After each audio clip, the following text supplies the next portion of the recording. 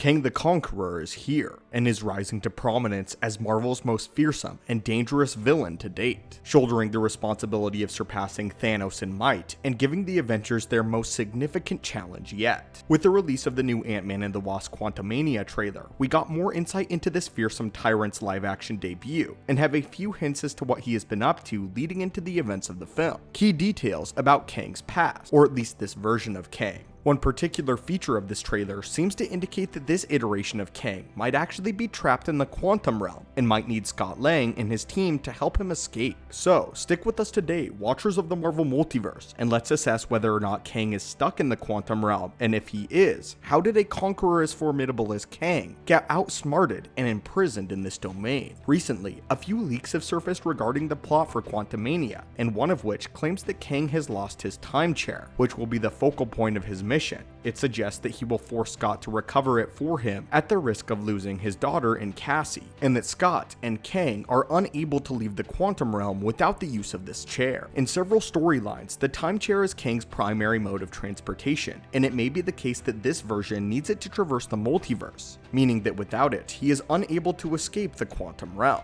After all, he was able to travel through time and across the universe without it, which we know he has encountered the Avengers before. Then why wouldn't he simply steal another version from one of his variants or a neighboring timeline? If it's more of an accessory than a necessity, then surely he could travel to a universe that has one that's more easily accessible. Then if this is true, and Kang did get stuck here, then how did he get outmaneuvered? What led him here, and who outwitted the Conqueror? The trailer makes it clear that Janet knows more than she is letting on about the quantum realm, and not only is she being secretive, but she is actively afraid of whatever threat is facing them. It is evident that during her time in the quantum realm, she very likely encountered Kang, and the leaks seem to support the idea that Janet is the one that stole the time chair, but we believe there is actually more at play here than just this. First, let's take into account Janet's motivation for doing so, which would have likely been to prevent his conquests, but in order for her to want to stop him, she would first have to learn about him and what Kang does. One popular fan theory proposes that the quantum realm is actually something of a hub or a superhighway for Kang variants and activity, in order for them to travel across the multiverse, which has been supported by a few projects so far. We know that the quantum realm can carry people through time, but the question still remains, can it move people across the entirety of different timelines in the multiverse itself? Well, we believe that the quantum realm can, due to the events of Avengers Endgame. We know this simply because Captain America had to return to the exact point where the stones were taken from the timeline in order to reset the proper flow despite changing the events that had happened in the past. He is effectively pruning these branches and resetting the time stream the same way that the TVA and Kang did before. As soon as the Avengers arrive in the past, a new timeline would have formed and created a splinter reality, especially after the events of the past were interfered with.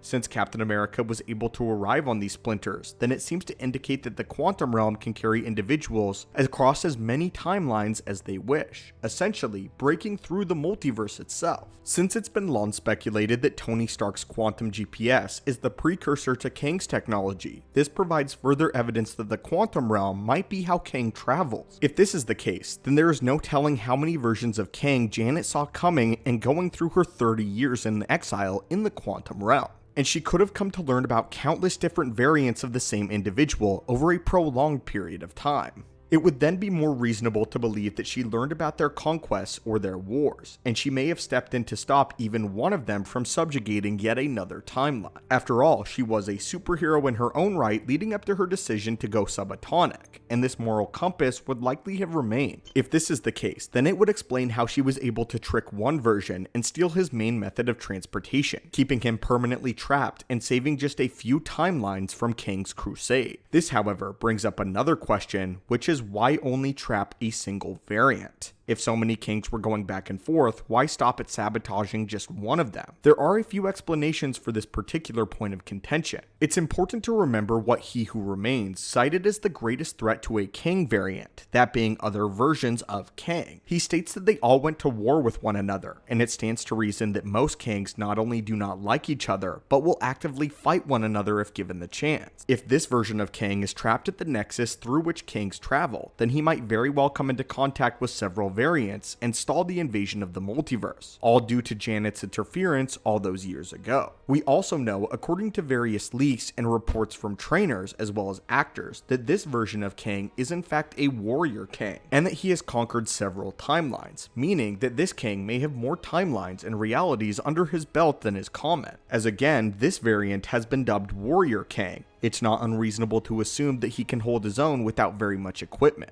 It would also explain the state we find Janet in when she was finally rescued. She is dressed in survival garb, but more importantly, she is alone. When Hank Pym arrives, Janet is completely on her own with nobody around her, and there is no indication that anyone else even lives down there with Janet, as if Janet was living in exile far away from the civilization that we see here. We know that she is familiar with Krylar and his people, and seeing as she survived all this time, it's logical to conclude that they helped her out, or she at least made some friends along the way. Though if she had friends, then why was she so far removed from society during the final act of Ant-Man and the Wasp? Is it possible that Janet imposed her own exile in order to keep Kang from finding her, and thus the location of his time chair? If she was the only one who knew the whereabouts of his time chair, then removing herself from society would ensure that Kang had no means of finding it or how to escape. He could then continue to clash with other Kangs that come through, and would be unable to reign his conquest across innocent timelines, all due to Janet's own interference, and it's clear that somehow the Ant-Man technology is the key to retrieving this time chair. This is why he ultimately will rely on Scott Lang and others to get it for him. But anyway, my friends, what do you think of this theory? Do you think Kang is stuck here in the quantum realm? And if so, why is he unable to escape? Do you believe our theory about the quantum realm being a superhighway for various Kang variants jumping across the multiverse? And what do you think trapped him in the first place, and how will he escape? As always, my friends, hit that subscribe button to assemble and join our team, and I hope that you have a great day.